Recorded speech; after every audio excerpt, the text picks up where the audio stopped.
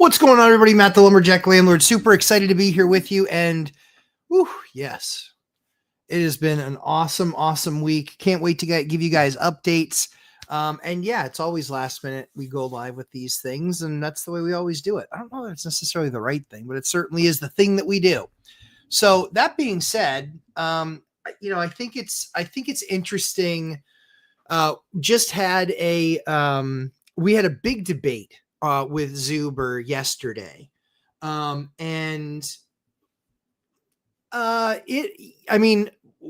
We differ. Generally speaking, we're the same on a lot of stuff, but we differ pretty heavily on some pretty important things. And so one of the things that's interesting is, and one of the things that I always want to share with you guys is I always want to have that kind of complete transparency with you and just tell you the way that I'm seeing it, what I'm experiencing it. And then you can't handle the truth. I know, right? Like I admittedly, like, you guys got to watch that video on Zub's channel. I mean, credit to him. He knows that we're obviously, there's obviously respect there. But yeah, I was, it's the right word, apoplectic. I mean, that's probably one of the good words that I would use and say that was apoplectic. I was absolutely apoplectic. Because, largely speaking, I'm engaged in my business every single day, and I'm engaged with these tenants every single day. And it can be for 10 seconds just because it's like I saw a snap or an email, or I saw even in like an incoming call. The cool thing is kind of on a daily basis, for the most part, I get to decide whether or not it's something I want to handle or if it's forwarded. And so my day can consist of, a few minutes of forwarding things. My day can also consist of ripping someone a new one because they're being an idiot. So my day can consist really of much of anything. Admittedly, that's the path I've chosen.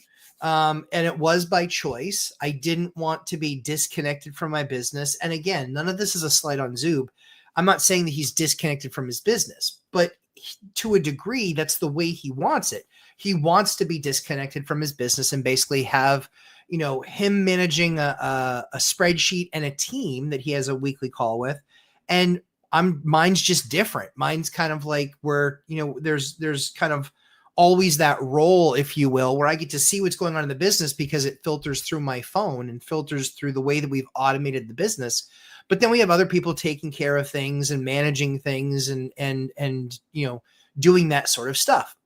That being said, one of the things that's really important to me is that every contractor in the world ever has made mistakes on invoicing, over invoicing, charging for something they shouldn't have charged for, and that sort of stuff. And so one of the things that I like about being as hands-on as I am is that I've been able to catch, just in the last month, about $5,000 in overcharges. $5,000. It's a lot of money. I don't care how much money you have, largely speaking, but I definitely don't care how much money you have. But largely speaking, $5,000 is still a lot of money because I don't want to be giving it away and to overpaying invoices that I didn't agree to pay, or for work that was done, or when I know that job isn't a $3,000 job. We had an issue today. We worked through it, but we got an invoice for $3,600 on a $1,500 job that we'd agreed on $1,500. So when it was $3,600 and they're like, yeah, you haven't paid the invoice. I go, I know, because you haven't answered my questions about the invoice. So the good news is that because I'm as involved in my business as I am, and it's not like it takes days or weeks or years, but because I'm as involved in my business as I am, I knew right away exactly what the problem was and that was just way too high and that we needed to have a conversation. So even at the scale that I am, even at 150 plus units and 53 plus buildings, really it's talking and understanding and managing your assets, but it's also being involved to the level by which you understand all the things that are going on. And some might call it being a control freak. I call it caring about my money and being a good manager of my money. I think the biggest challenge that I see, and quite frankly, I'm not going to spend a bunch of time talking about the course, but the reason that I invented the course was because there are hundreds and hundreds and hundreds and hundreds and hundreds of systems out there of how to buy. Here's how you buy. Here's how you buy. Here's how you buy. Here's how you disposition. Here's how you resell it. Here's how you wholesale it. Here's all the things about the transaction. What there isn't really anything about out there is really how to manage the day-to-day, how to manage your tenants day-to-day, how to manage your code officers day-to-day, how to manage your projects day-to-day, how to understand to manage your unit day-to-day, how you make sure to prep things for different seasons, how you make sure to do your in and outs, your move-ins and move-outs, because those are really important. And so that's what I wanted to give people in my course. Was I wanted to give them the perspective of, well, here's what it takes to run your and manage your business every single day. It's more than just a spreadsheet. The spreadsheet's nice and those are numbers, but I can guarantee you, if you're having problems with the numbers in the spreadsheet, the problem isn't the spreadsheet, and the problem isn't even usually where you bought it and what you bought it for. Very often that's a management issue. Very often that is an issue that shows that you are not managing your assets properly. You're not managing your tenant inflows properly. You're not showing the units properly. You're not getting enough ups in your units. You're not getting enough opportunity to market your units. You're not seeing enough people going through your units so you actually get multiple people so you can create bidding wars. Very, very, very often, these are the mistakes that younger landlords make. They're the things that I made mistakes on that I fixed over time. What I'm trying to do is I'm trying to give you the 10 fingers and get you up to where I am from a rental management perspective, and not having to learn all the expensive lessons and death by a thousand cuts and all that over all those years. So that was really the impetus for why I did the course and why I did my course on what I did it on. Obviously, I know how to buy. It's not hard. There's parts of buying in my course, but the main focus is the management of all things your portfolio.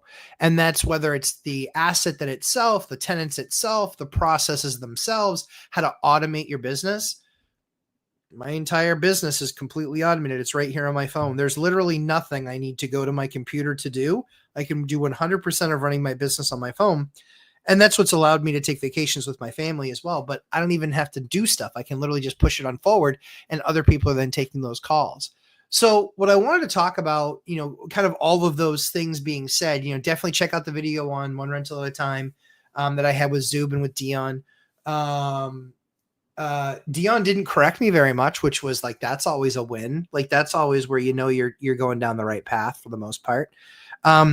But the key to it is understanding the market and where we are today. That's why, again, the idea is you can't time the market. And so you buy to get into the market. Like, duh, that's the idea. Okay, cool. Well, you buy to get into the market. All right. So time in the market is better than timing the market. Sure. If you know exactly the right time, then of course you could do it, but no one knows the right time, and you can't catch a falling knife in a bad market, and you don't want to try and lasso a comet on an up market. So the idea is, in understanding getting into the market, the idea is over time, you get better and better and better at being a landlord. And the way that you do that is by watching guys like me and how we manage our assets, because the buy is this big. That's how big the buy is. Hey guys out there, don't get jealous, but this is the buy. What is the day-to-day? The day-to-day is this. It's off screen, baby. That's the day-to-day. I got to manage that thing day-to-day. Every year I got to get more money out of it. Now, I was talking when we were doing that video with Zub, and I talked to, I said something about Dion. One of the things I said about Dion was, yes, he got in at the right time. Okay, it's not his fault that the market was the perfect time for him to enter the market. It's not his fault. It doesn't take away the success that he's had, because what he did was smarter than what almost every other person did in this breaking into what was a soft or bad market, and then watching it over the next 12, 13 years, 12 years really take off and make him look like a genius. I got news for you. There's lots of people that looked like geniuses that are now broke. So Dion looks like a genius largely because he is. He bought into a market that was, he tried to sell it, couldn't give the house away. Then it grew over time. All of the values are now double, triple, and quadruple what they were. But the idea for him was he didn't want explosive growth. So he didn't manage any tax strategies, which were built for really getting a multiplier. He didn't take debt out. He didn't take debt out against his assets to then go and buy more. So it was very slow and steady wins the race. The cool thing about that is that he's taken full advantage of this up market from the perspective that even if markets correct and go down 20 or 30 or 40 points, let's just say it got crazy. Let's just say it happened. I don't think that happens, but let's just say it did. He'd be in a position where he could still sell a number of his properties and still own some for cash, but he would easily be able to cover his nut. He's easily able to make the nut. So one of the things that I want to talk to you guys, one of the things I wanted to add to the conversation was Dion did it right. You can't make the market that you're going to be buying in. So the most important thing is to have a strategy that gets the most out of that market. So for me, I used it because when in 2019, we were only about 50 or 60 units. And then now I'm 153 units. And that came from really buying into the market, but re-leveraging and recasting debt in my existing portfolio, refinancing debt in the existing portfolio to lock in a much, much, much lower rate, but also tap into some of that capital because that, we ended up tapping, I think it was nine buildings and then 10 buildings. And I think it was 4 buildings. So I think it was, I want to say it was 23 overall that we basically refinanced. That created millions of dollars that I then went to use at 20 and 25% down valuation to buy another $10 million in assets or well over $10 million in assets. Now, all of that stuff is performing. It gives me a much bigger nut at the end of the day, but profitability wise, here's the idea. When you build something that big, it allows you to then choose, okay, do we double down or do we get that much bigger or do we start to scale backwards? Where Zuba is kind of is in his portfolio is he's got about 187 units, been about that number for right around that number for about 5 years. And he'd done a bunch of flips and things like that. And, he's acknowledged he wished he hadn't flipped those. He wished he'd kept a lot of them, which means he would have had to have done less because you're not having that money turn from the last deal into the next deal. But, he's kind of been around that 187 number and continuing to create dry powder. He can lay off all of the management of those assets onto other people managing those assets where he gets a spreadsheet and then meets with that team once a week for an hour. And so he can manage his portfolio that way. And it reduces the amount of cash flow that he has coming in, but it drastically reduces the amount of effort that he has to make because he's getting a spreadsheet every single day. And then he meets with the team about it once a week. And that's kind of where he's at. So now he's creating a bunch of dry powder where he can then make 2 choices. One, you know what? I'm good. I'm just going to keep the dry powder. We're good. And the second option is he can grow tremendously. He can start taking over assets from banks. He can start buying more, buying assets when the market goes down or when something shifts in the market, he can go buy a bunch more. He's going to have to see something break in the market for him to be able to then, or to essentially want to get back into the game. We're at about 153 units. And yeah, it's plus or minus because we're always making transactions. We're probably higher than that right now. But the interesting thing is that, so he can do that explode thing where he basically goes from 180 to 300 and he can get debt, but we can all kind of get debt at this point, whether it's private debt or now DSCR is obviously a big thing where it wasn't before. Back when he and I had, when he was really went from 8 to 80, he had his explosive growth back, 15 years ago during the great financial crisis.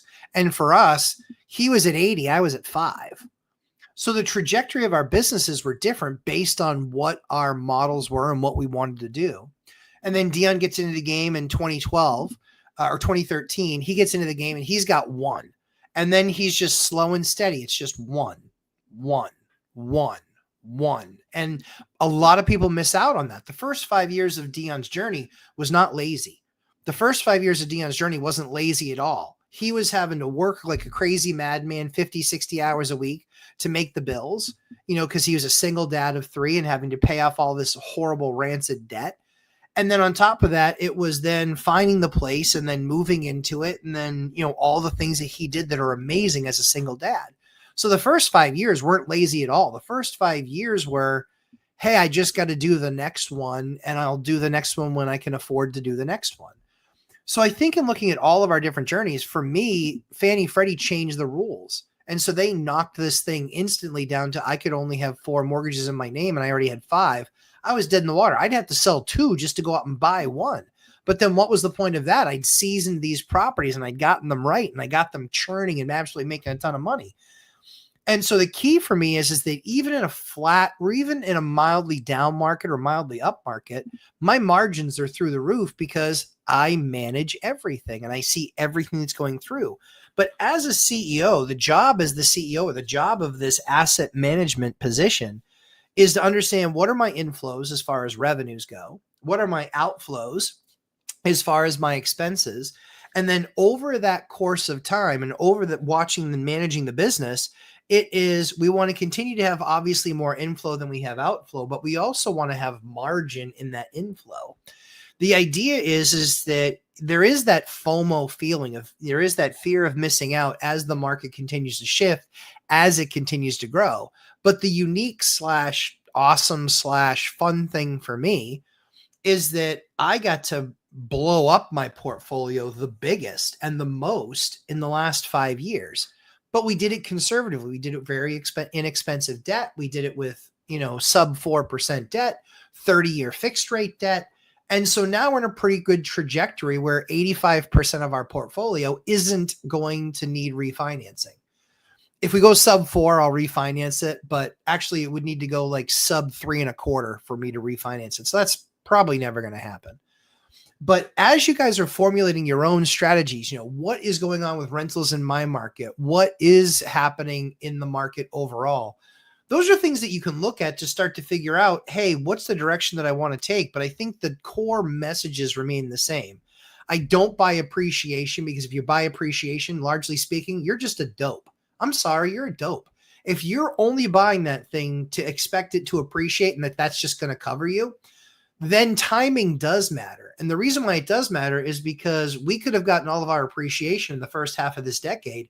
We could be flat. I can tell you that we're still breaking records in my market, but we're not breaking them by $50,000 or $100,000. We're breaking them by $5,000 and $10,000.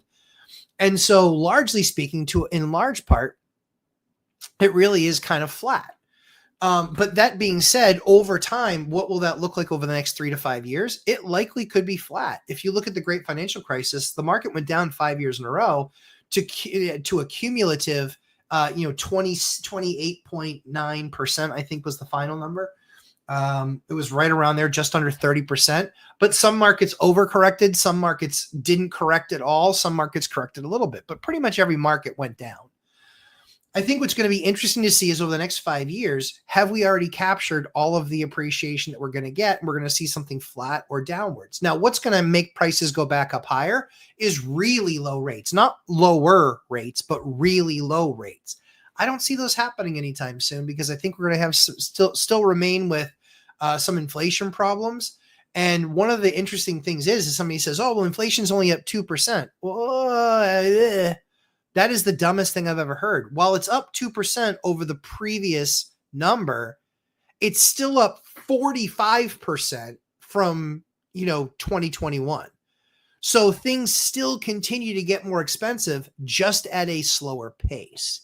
That's where I think a lot of people make mistakes in what they're watching. And that's why a lot of these talking heads that are the crash bros, that's what makes them not smart, is that they don't really understand what that means. Oh, my eggs. Dude, eggs are back down in price. Gas is as low as it's been in years and years. And things are trending in the right direction if you think that's the right direction. Because those things going down typically means that there's some level of supply or some level of demand destruction. So we'll see, does the market start to, does it start to fall apart? Does stuff stop moving and stop selling? I tell you, small multifamily where I am, still very good, still very strong. What's interesting is that the rents aren't as strong.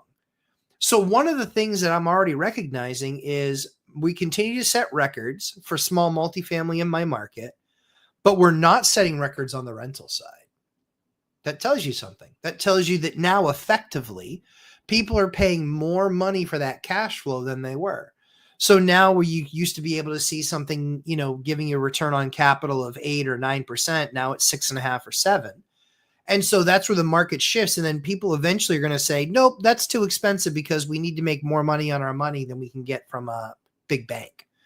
So it'll be interesting watching that stuff transition. But as that flows, as that moves, those are the things that I'm watching are here's what stuff is selling for, but now there's almost like a dislocation out in the market for what things are selling for and what the rents are. And that's then when a market gets too expensive to buy into. And it's because the rents then don't cover the mortgage. If the rents don't cover the mortgage, then what are we talking about? And then you're going to have to pay down that mortgage to get a bigger return. These are all the things that I recognize. These are all the things that I'm managing in my business. And, I still buy deals. I'm still buying deals. We closed on a deal last week. So if you're like, oh, this guy doesn't know what he's talking about, he doesn't close deals. Dude, I closed one more recently than you did. I closed one less than a week ago. And we'll be putting another one on the market in probably a week or two. And then we're looking to buy another one. And as if all that weren't enough, we got 5 units rented in the last 7 days. And we have a number more coming. So the thing that you need to recognize in this market as a landlord is that the most important thing that you can do is be an elite operator. That means that you're going to control your outgoing costs and expenses. You're going to maximize your revenues and your incoming rents and the other things that you can get paid for as a landlord. And that's going to put you in the best position where you compared to your competition, you compared to them, you make that much more money than they do. What some people make a mistake of thinking is, well, geez, I that guy makes, he makes 10% on his rentals. And then you go, yeah, I make 20% or I make 12% on mine. Somebody goes, oh, that's not that much of a difference. Guys, that's 20%. That means that you're making 20% more than your competition. In what market would you not be happy with 20% more? This is the problem that I have with a lot of newer investors, and it's not to blame you. It's because you don't know and no one's teaching it. But the idea is when you go from a 6 to a 7.5, you're making over 20% more on that 7.5 than you were on that 6. People need to keep that in mind. They quickly lose track of that. You're not doing 1 percentage point or 2 percentage points better than your competition when you're at 12 and they're at 10. You're doing 20% better. But the cool thing is, over time, that's a multiplier. So they might go, their growth, because of how they're managing their portfolio, they go from 10 to 11, you go from 12. So they go up 10%, you go up 10%. Or you go up 15 because you're managing your own assets and you're controlling revenues and you're controlling spend and you're making consistent investments.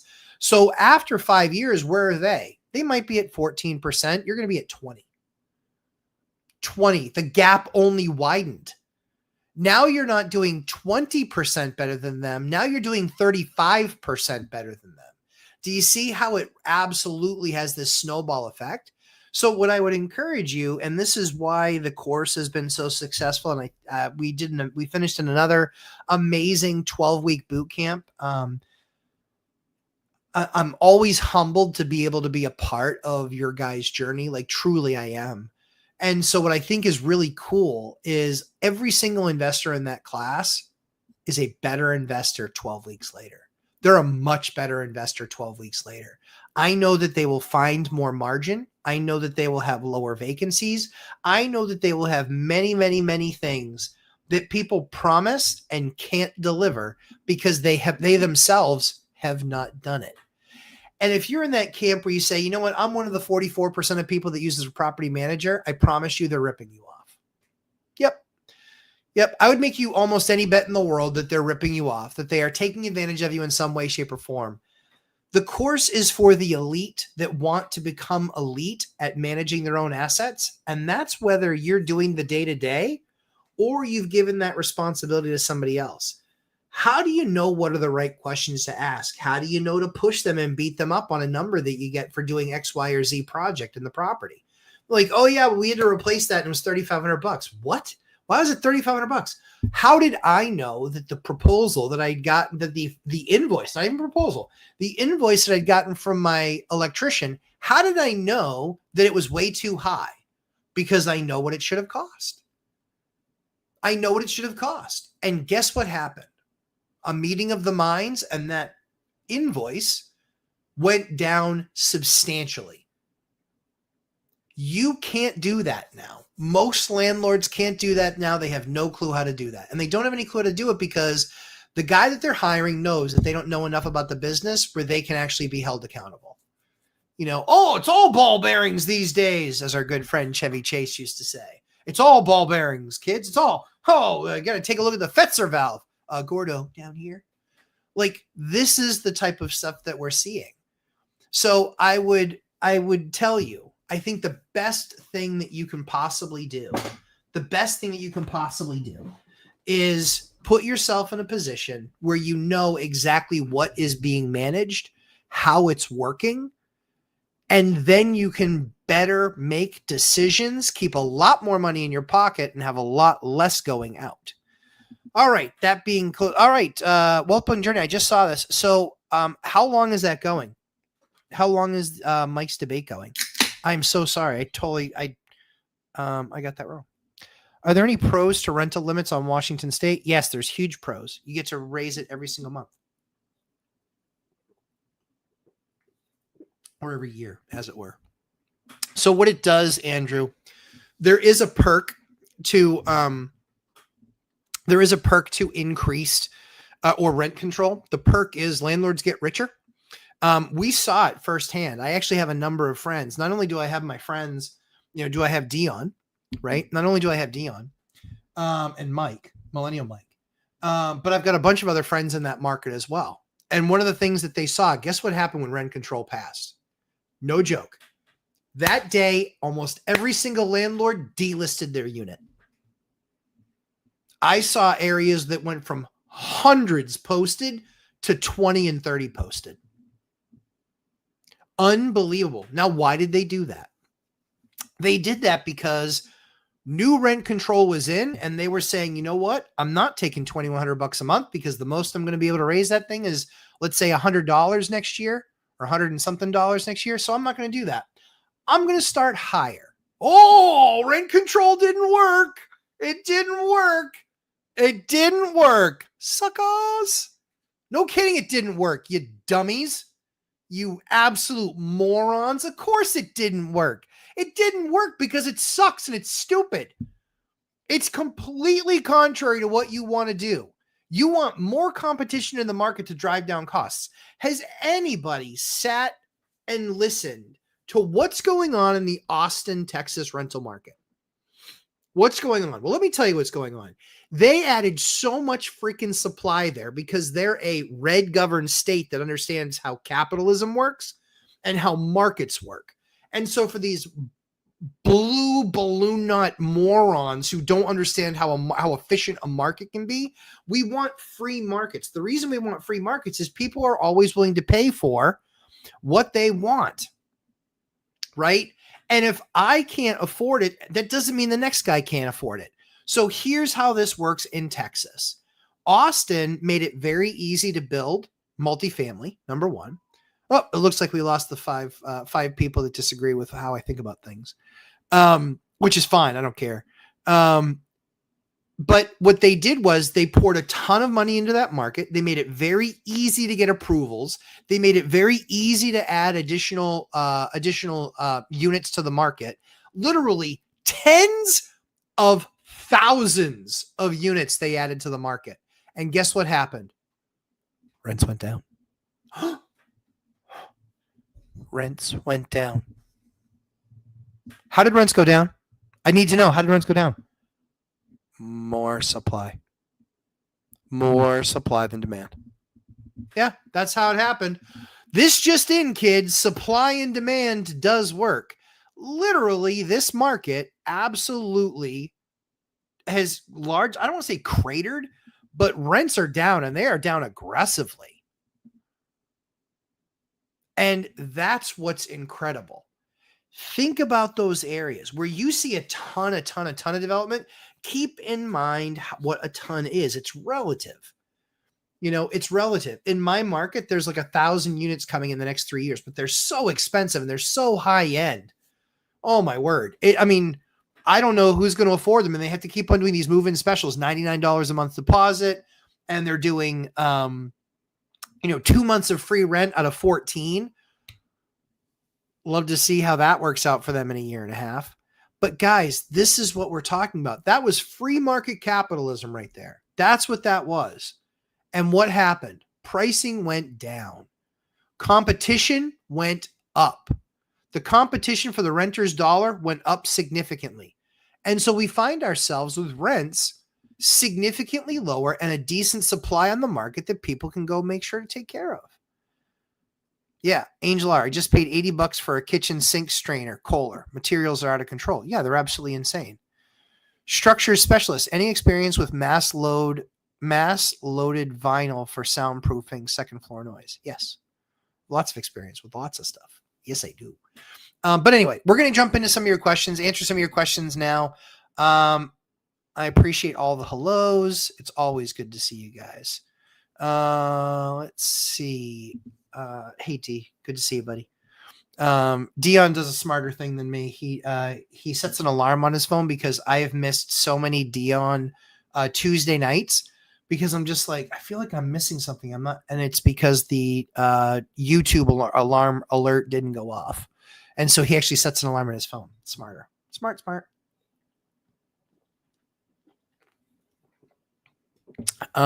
Let's see. Ned talks. Big difference between an operator and an asset manager. The amount of work required to be one or the other differs big time, but so does the initial rate of return. Completely, exactly 1000% right.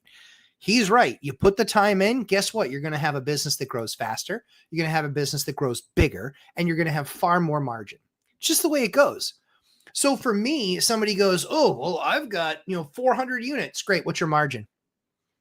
Now it's 11%. Great. Mine's 30. Suck it. So what does that mean? That means that if they have 400 and they're at 11, but I'm at 153, but I'm at 30, who makes more money? Hi, how you doing? It's me. I make more money. And that's where I want to get you guys. If you guys manage your own assets, and if I can do it all from my phone with the size of my portfolio, you can do it all from your phone with the size of yours. That's what we teach you. That's what we teach you in the course. That's the point of the course. I teach you how to run your entire company right from your phone. And that means that you're making more margin per unit. That means you need a lot fewer units to retire. And that means that you have that much more money and margin to play with. My margin,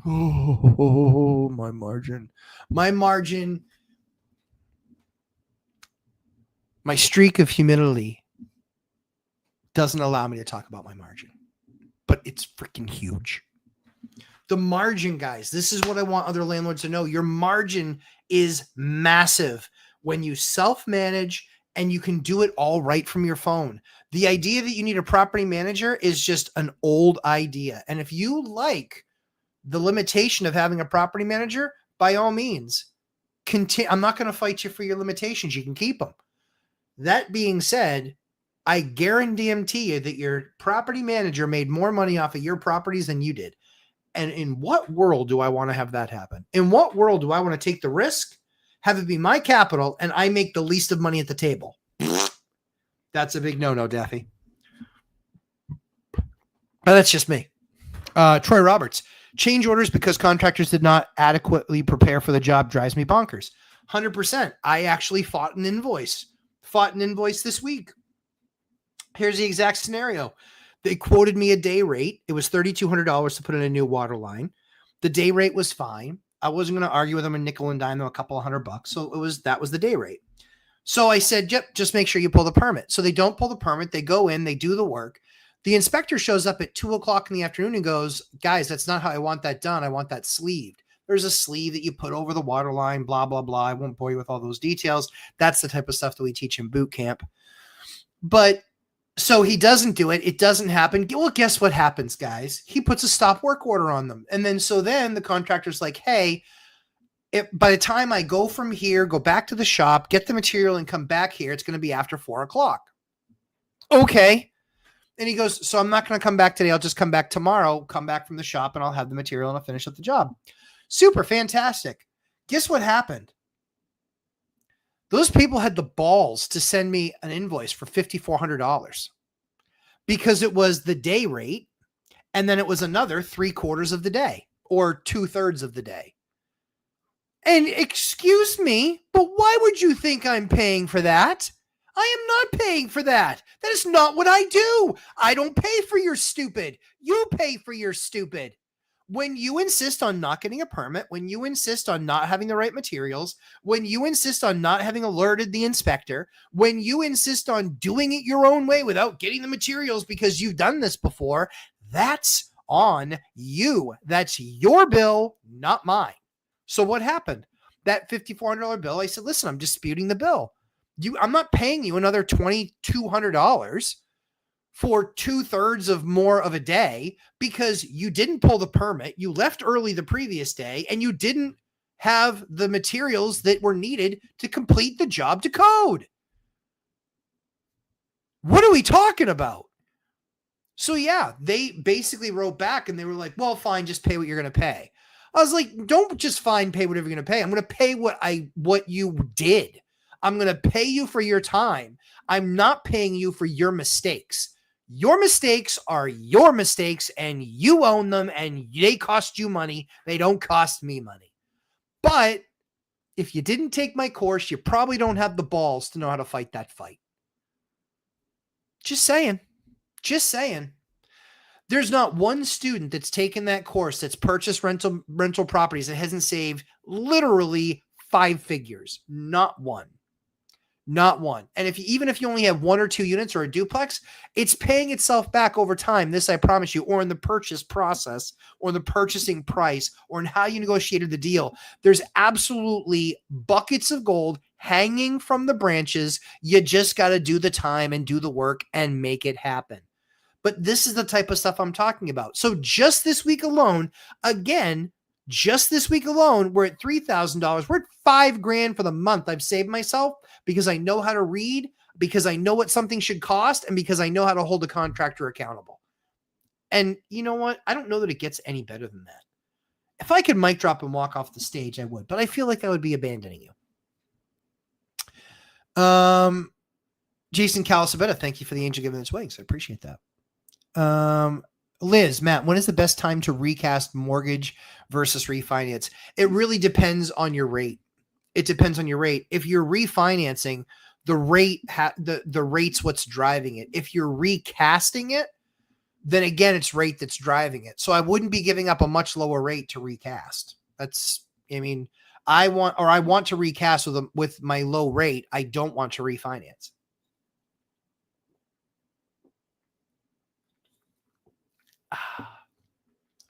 That's wonderful. 0 sugar root beer. That's quite good. Cassidy Ironman, good to see you, friend. HOA, wishing everyone a happy Mother's Day. Absolutely. Happy Mother's Day this Sunday. Don't forget it.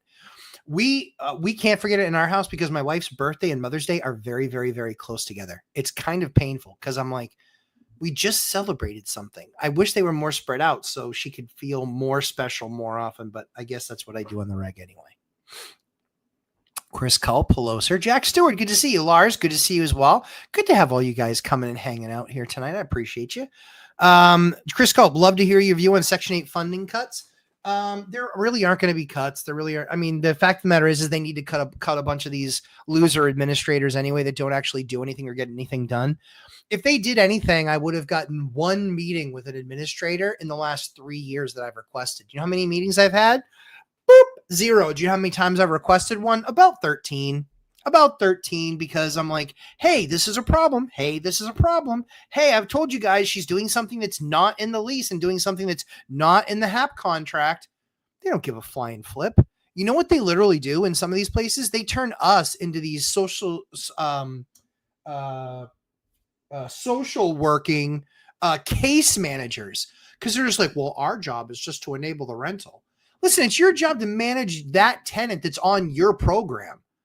Like, you need to take some accountability. So quite frankly, clear the whole freaking lot of them because I've been impressed with 2 ever.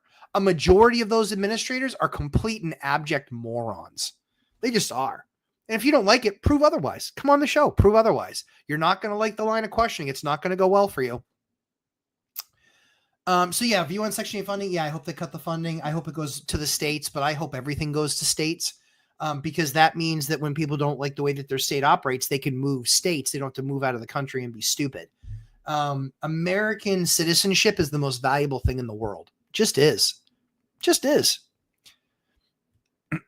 Robert Farinelli, operators need to increase margin. That's exactly right. That's exactly right. Oh, I'm sorry, Andres. I'm going to get back to you. I just saw that you were ahead of Robert. My apologies. Like I just had a conversation with Convoy to drop my mortgage by 8% to increase my profit by 50 to 60%. Numbers are fun. Robert Farinelli, I completely agree. Robert's taken the boot camp a number of times. Robert's gotten in there, and being in the boot camp, guess what? He sees returns. He sees returns. Every single time he takes a boot camp, it has a multiplier next to it. These are the things that we want and that we like to see. Andres, hi Matt. My rental needs a new roof. Should I pay more and get a metal roof for better durability? I don't know. I don't think so. I think that the problem that you have with a metal roof is they're like, oh, it's lifetime guaranteed.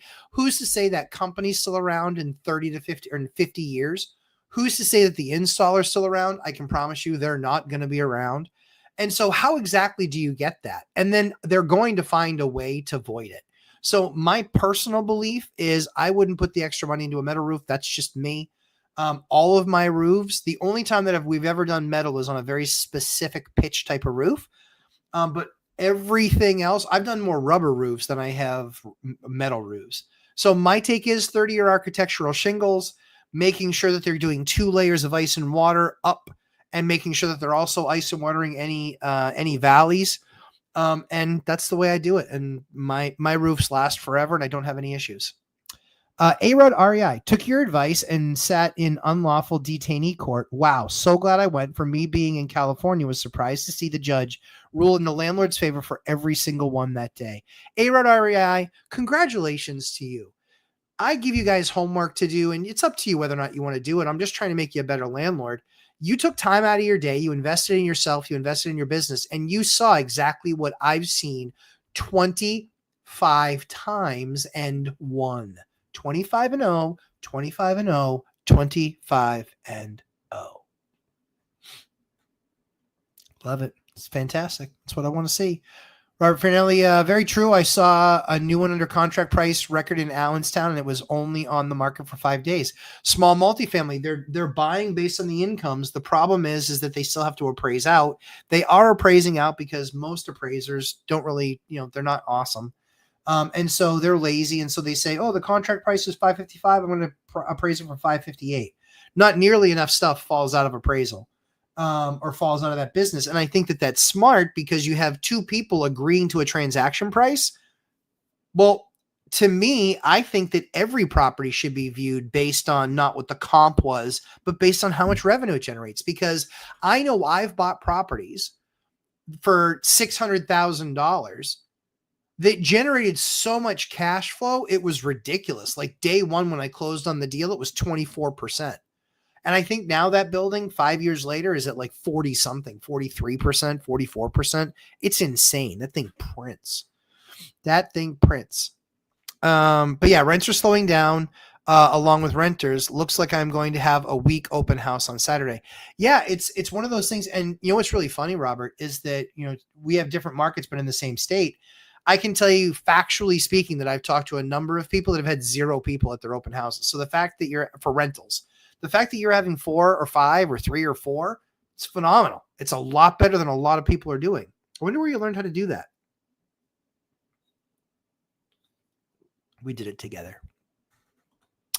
Wealth Building Journey said dual screening Mike's debate on Raging Tomato. I know I'm going to have to catch that up. I should have pushed till tomorrow. I totally forgot that was today. I thought it was the 9th and it was the 8th.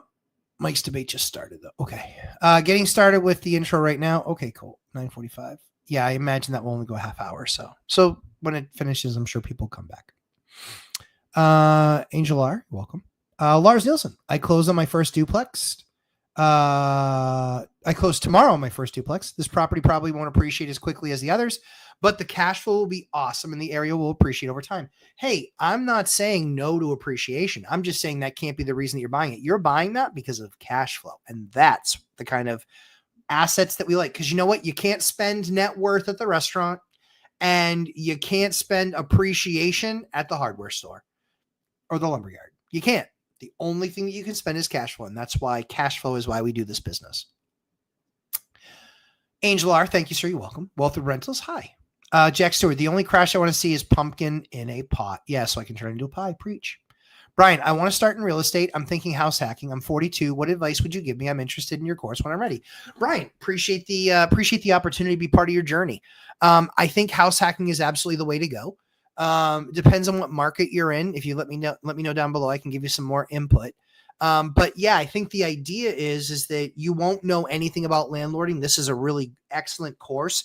It's 9.5 hours recorded. It's 24 to 36 hours of boot camp where we answer your questions and understand that. So you can go into it prepared. The idea is that we see a lot of people buy it before they buy because they want to be set up the day that they find something, they execute on it, they get the right deal, they negotiate the deal the proper way, then they become a landlord, then they get the things that they need, and then they know how to manage those tenants day one.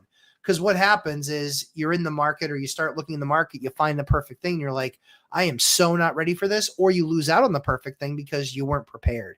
You didn't know what a lot of other people know, and this is a competition. This is a competition. It is what it is. So I would say, I would tell you that the best advice is if you can house hack, absolutely house hack. And then just set your mind to being, hey, if this is what I want to do, I only have to do this 5 times. And I can do that 5 times over a 7-year period.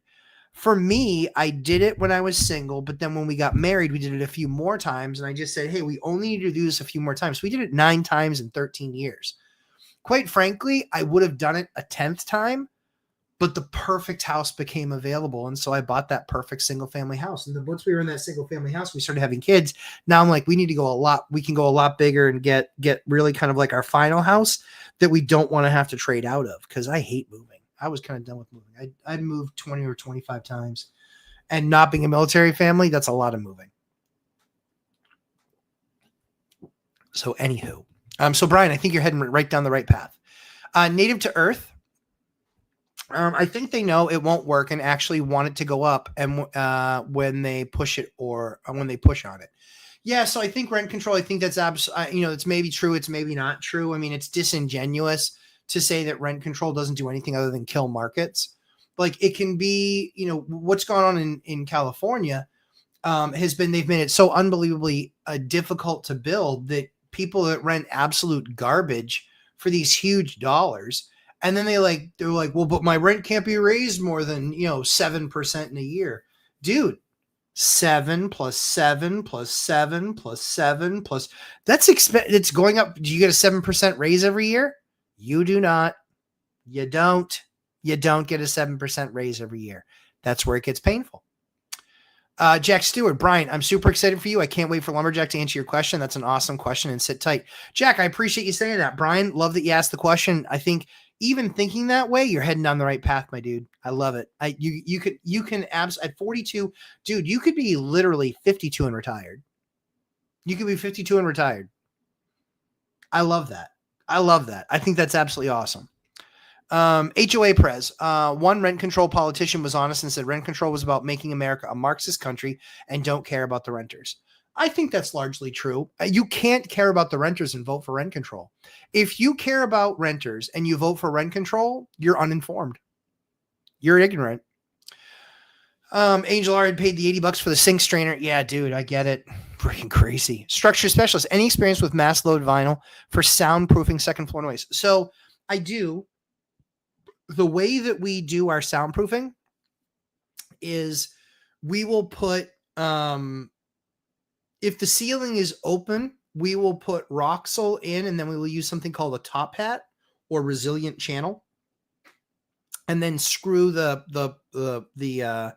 sheetrock into that. If you don't have that and you already have a ceiling, the thing that I would recommend upstairs is if you're going to redo the flooring up there, they make more soundproofing, not the vinyl itself, but like a pad that's more vinyl that makes the sound much different. The other thing that you can do is on the ceiling below is you can use something, you can use a product called Quiet Rock. Quiet Rock is a 1-inch thick sheetrock that actually has a rubber metal membrane that travels through the middle of it. And so when you use the 1-inch sheetrock, it's like actually having 8 pieces of 5/4 inch or 5/8, sorry, of 5/8 inch sheetrock stacked on top of each other. But you don't have all that weight, because that's what would be the problem with doing that, is all the weight. You can actually buy Quiet Rock in even thicker applications, like I think it's 1.25 and even maybe up to 1.5 inches. But largely speaking, so if the ceiling is open, I'm doing Roxul, I'm doing, Top Hat, I'm doing Quiet Rock, I'm doing all of these things. If it is not an exposed ceiling, I'm looking at doing Quiet Rock, and upstairs, if I'm redoing the flooring, I'm putting down some sort of a soundproofing pad, which is usually about 80 to 90 cents a square foot. It's more expensive, but it will drastically reduce your noise. Yep. Jack Stewart, would rents go down if rent control went away, or is that now the new normal? So if rent control goes away, what you typically find is the increase rate of rents disappears. So they don't necessarily go down as much as they drastically reduce the velocity by which they increase. Just moved to a new state in a market that's more affordable. Brian, what state and market? You got me all giddy and like waiting to find the answer. Angel R, I have used mass loaded vinyl. It helps between walls, but you also need to add soundproof insulation by Roxul and thick drywall, double layer, soundproof drywall. Yep, there you, Angel, my man. That's it. Love you, buddy. That's perfect answer. Andrew, as long as you cash flow and hit the number you want. True story. HOA Perez, I failed as a tenant, so I decided to become a property manager. Ain't that the truth? My wife, what really kind of accelerated our journey was my wife was a renter, and it was just garbage. Like we couldn't get paid attention. She couldn't get paid attention to for the right reasons. And so I was just like, this is dumb. And so we rent out to a lot of the market that isn't well seen. We love college students. Love them. Love them. We like people that are never home, like truckers. We love renting to truckers. Love it. It's fantastic. People are like, oh yeah, but they're never home. Yeah, dude, that means they're not using your stuff. Duh. That's a good thing that they're never home. Native to Earth. My goal is 1 single family house, 1 duplex, 1 triplex, 1 quadplex. I love that. That's fantastic. The single family house, you usually wanted to have it be last because that's the place that you're going to move into. Like I said, in a lot of markets, you'll be amazed. You'll buy a single family at 400, a duplex is 500 or 550. You'll get 10% less on your rent on you'll get $3,000 on your rent in a single family, but on the duplex, you'll get $2,700 or $2,600 a month. Wouldn't you pay an extra $150,000 in mortgages? Which, by the way, is maybe an extra $800 a month after it's all said and done. But P.S., by the way, you now have an extra $2,000, $2,200 in rental income. Like, that's where the numbers get sexy. Master Coach University, is there some rule of thumb I can use to add a monthly rent premium for extra people living in a unit beyond the typical acceptable occupancy? So there's no hard number. One of the things that we try to do is we try to back into what is the number of, so here's what I've used, and this is not an exact science. This is merely what's worked for me. So when we've done this in our market, what we've typically done is if it's whatever number of people, right? Let's say it's 4 people and the rent's $2,000 a month. Well, to add another person, we don't say it's $2,500 a month. But what we will do is we'll say, hey, you know what? You're already there. There's a core, there's the core costs and things like that. But to cover my water, to cover sewer, those sorts of things, what I'd like to do is just add 10%. So instead of it being 200, it's 2,200. But now when you add that fifth person to the equation, now everyone's rent from the 4 goes from $500 to the now newly adjusted, for 430 or 440. That's the better idea. So people get a $60 discount each by having just another person come live with them. Rankin Projects, great stuff as always. Thanks, Matt. You're welcome, sir. Hyder, good to see you, sir. We are not starting over. The chat over on Raging Tomato is coming from Mike. Yeah, duh. Of course they are. Lumberjack, you have big balls. I mean, it's true. It's true. But I teach you guys how to have big balls. If you want balls, I teach you how to do it. That's the whole purpose of the boot camp. I teach you all the things of how I work with contractors, how I work with city officials, how I work with code enforcement officers. I show you how to work with all of these people to make sure that it's a win-win situation and you get what you need out of the situation. I'm just starting my, actually, you know what? Let me just look at Raging. I want to see how Mike's doing. I can't believe I got that date wrong. Dude, I'm a mess right now with dates. Raging Tomato. Raging Tomato. Because of that, I mean, unless they're liberals. If you think roll up with that. Yeah, unless they're liberals. Thank you, Dex. I'm kidding. Don't lose it in the comments. Please. It's a joke, people. Only channel subscribers of 10 minutes or longer can send messages. Dear God, what a coward. So I can't even leave a comment because I've not been a member for 10 minutes. What a joke. Jeez. We don't do that in here. We're not afraid of what those answers are. I'm just starting my truck, going to be focused on traveling for a while. Good. Have a blast. Master Coach University, I bet those chats all work 7 days a week and work like dogs. Yeah, exactly. No, they don't. You know that. HOA Press, my invoice has my added mistake fee for you to pay for your mistake. Exactly. Mark Hambone, hey, good evening, sir. Good to have you back. Cassidy Ironman, for mortgage recast, what's your advice on when it becomes worth it? It becomes, so what it does is it becomes, actually, I think you're right, Jack. I think I am 26. I forgot that latest victory, and I'm about to go back in too. So we'll see how I do. So it'll be time number 27. For mortgage recast, so it depends on how your bank wants to do it. Usually what it talks about recasting is it says your rate stays the same, but we recast it over the 30-year period as opposed to the 20 years that are left. And thus your payment then goes down, and then it gives you that much more income, but it also means that you're going to have more income that you're going to get taxed on. So the idea is that, but that's to keep your low rate. When you refinance, that's actually going to put you into a new rate. If I refinance, the idea is I certainly don't want to refinance my debt when I've got 4% debt and the new debt's 6%.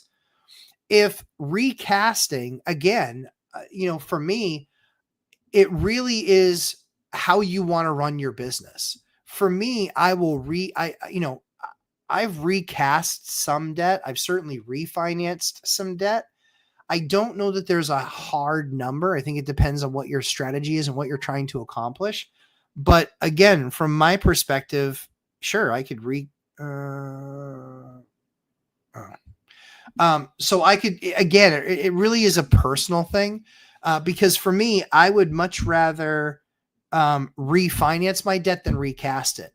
If you recast it, you're going to make that much more income that gets taxed. And it does mean you can put that much more away to save up for the next deal. But I'd rather refinance and get to that lower rate, because the thing I never want to give up is low rate debt. I just don't want to give up low rate debt. Welcome, Journey. The projection over on the Raging Tomato is insane. Yeah, I'm going to do dual screen and jump in and fracas. It's messy over there in the chat. Yeah, that's why, honestly, I can't even watch that stuff, because it's a bunch of people that don't know what they're talking about. A bunch of ignoramuses that think that they have an idea because they went to college and saw it drawn on a board once. It's not how it works, guys. Welcome to the real world. I'm in the real world, and the things that I do and the things that I teach are based on real world. They're based on not what might or may or could happen. They're based on what has and done and is happening. That's the key. I'm in the NEPA market, towns near Scranton. Oh, very cool. I actually really like Scranton. I went and I visited Scranton. What was I there for? I was actually stopped in Scranton for a big meeting that I had a little bit further away at a big health system in my old job. And I really liked I liked a lot of like the hills and like the structure of the city. But yeah, house hacking is absolutely the way to go. And ideally it's 4-3-2-1. Ideally, you're doing your quad first, then your try, then your dupe, then your single. The reason why is that because you're in most cases, when that debt is going to be sold to Fannie Freddie, they don't want landlords getting rich off of their cheap debt. What they want is they want to enable in home ownership. So if you go into the 4 first, that's still 5% down. I would be going into the 4 first because you never know when that program's going to go away. So I would do a quadplex first, 1000%. Look for my video that talks about 4-3-2-1, Brian. But I would go into my 4 first, then you learn some things. You have the most financial support that you're going to have because you have 3 other units helping you pay. You update things as you're there for over the year. And then at the end of the year, you see where you're at. Maybe you can refinance and pull some cash out. Maybe you can't. Depending on what that market looks like, that's going to be kind of the strategy of what you might do. But the cool thing is you can then be shopping for a 3-unit or a duplex. Excuse me. The reason that you want to do that is because Fannie Freddie doesn't want to help landlords. And they don't want to help small businesses. What they want to do is you can go back to them and you can say, yeah, the reason I'm going from a 4-plex to a triplex is I just want a building that's less dense, that has fewer people in it. And it's a different area than where I'm at now. And then write all the pros of that area and why you want to move to that area. And very largely they won't deny you. Very largely they will approve that loan. And that's the right way to do it. And yeah, guys, feel free to jump and help out Mike by all means. Yeah, I didn't think he really needed my help. But I'm very interested to see. Where did it go? Where did he go? What is that goofballness? Where is it? I just hit it. Hold on a second. Boom. Yeah, still live. Wow, that's amazing. She has 8,000 subscribers, but she has 140 people on here. Very interesting.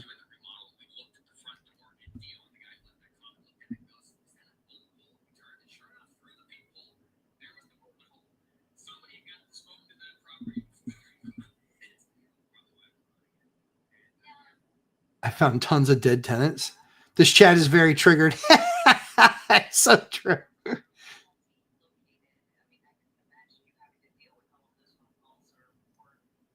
Oh man, I'm trying to here. Why can't I subscribe? Okay, now it finally let me subscribe. 10 minutes. I got 10 minutes before I can say something. Oh, this is going to hurt. Let's see. I want to do small multifamily. Yes. At least to start, Brian, that's the right thing. 4-3-2-1. If you only do over the next 5 years or 6 years, if you only do the 4-3-2-1 strategy, let's just say that's all you do. I've got good news. You will retire a multimillionaire. You will. That's the math. Liz, what do you think about taking out a HELOC to get your first flip deal? I don't love it. I mean, I think that you open up a ton of risk. If you've never done a flip before, 90+% of flippers lose on their first deal. You can do whatever you want. There we go. Wealth building journey. Go get them. Go get them, Chester.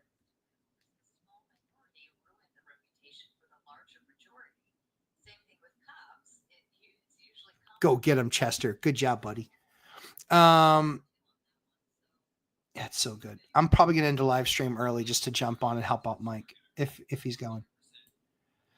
Flavio, good evening from Grandview. Good to see you. Close to Dixon City. Okay, cool. Mike's debate's going great. 2 screens, LOL. He has her Twitter pated.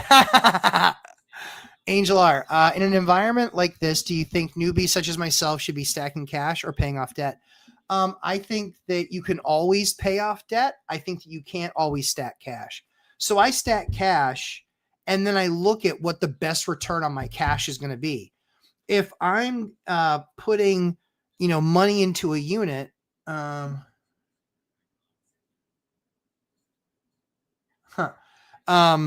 it's pretty, I think that the best thing that you can possibly do is stack cash, and then you look at what the returns are. We use that debt constructively.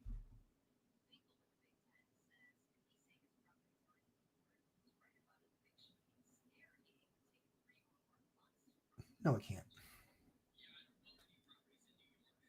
can't. I would never own the properties in New York. So glad it's going well. Angel R. Yeah, so that's what my answer for that would be. Shankar. Hey, Shankar. There was an attached structure to a house I bought a year back that I updated and rented out, no permit. Code enforcement inspector came to front of the unit and asked tenant to have me call him. No notice. What to do? You don't have any option. You got to call them. That's all you can do. There's no two ways around it. You got to call them. Yeah, got to call them. Mike's definitely holding it. Oh, yeah. I knew Mike would hold his own. Super chat got me around that. Oh, really? Okay. Thanks, buddy. All right, guys. You know I love you, but we got to go support our guy over there. So let's go support Mike. Guys, appreciate you. Have an absolutely fantastic week. Let's get in the chat and support our dude. And even if we got to give this lady some money to make sure that people see, hey, if you're a landlord and you're making dough, why aren't you swinging? Swing, baby, swing. Guys, have an awesome week. See you in the next one. Bye, guys.